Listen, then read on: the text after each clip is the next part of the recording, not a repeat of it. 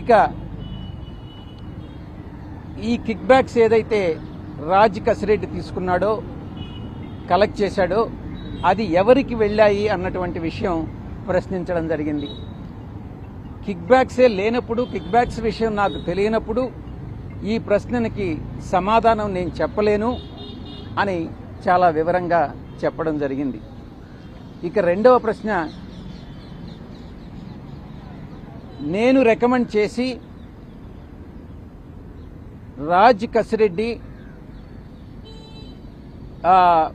సజ్జల శ్రీధర్ రెడ్డి, మిథున్ రెడ్డి కోరిక మేరకు అరబిందో కంపెనీ నుంచి 100 కోట్ల రూపాయలు రాజ్ కసిరెడ్డి చెప్పినటువంటి కంపెనీస్ ఏదైతే ఉన్నాయో అడాన్ డిస్టిలరీస్కి,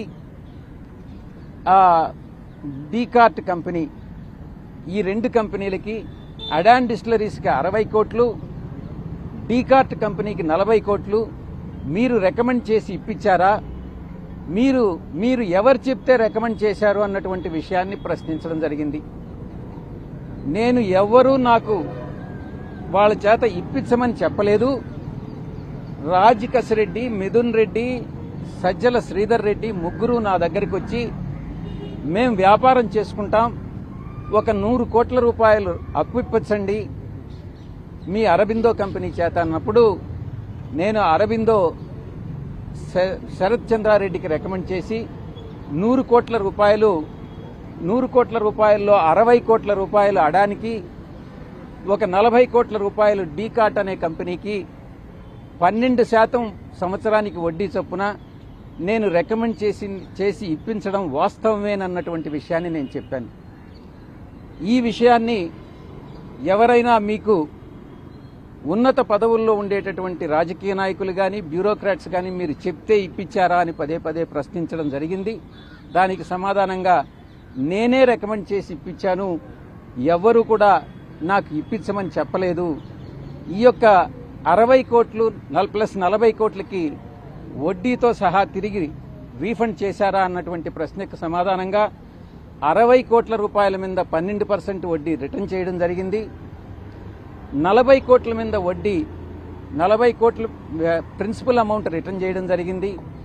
వడ్డీ మాత్రం ఇంకా ఇవ్వలేదు, అది డిస్ప్యూట్లో ఉంది అన్నటువంటి విషయాన్ని కూడా స్పష్టత ఇవ్వడం జరిగింది.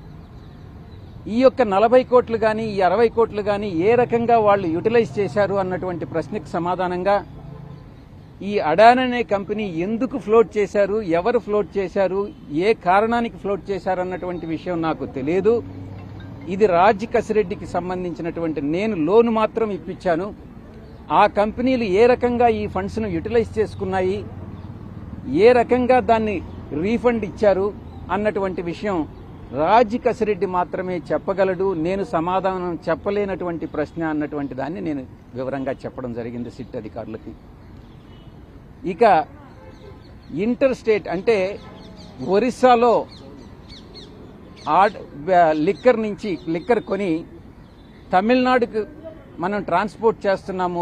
ఒరిస్సాలో సెల్లరు, తమిళనాడులో బయ్యరు ఉన్న రీతిగా ఒక ఏదైనా ట్రాన్సాక్షన్స్ ఆంధ్రాలో ఎంటర్ అయిన తర్వాత ఆ యొక్క సరుకుని డైవర్ట్ చేసి ఆ ఏదైతే డిఫరెన్స్ ఉంటుందో డ్యూటీలో అది సేవ్ చేసుకొని ఈ రకంగా ఏదైనా సేల్స్ డ్యూటీ లేకుండా పెట్టినటువంటి ఏదైనా సేల్స్ ఉన్నాయా అన్నటువంటి విషయానికి నేను ఏ రోజు కూడా లిక్కర్ సేల్స్ విషయంలో కానీ, లిక్కర్ విషయంలో కానీ మొట్టమొదటి 3 నెలల తర్వాత నేను జోక్యం చేసుకోలేదు అన్నటువంటి విషయాన్ని చాలా స్పష్టంగా చెప్పాను.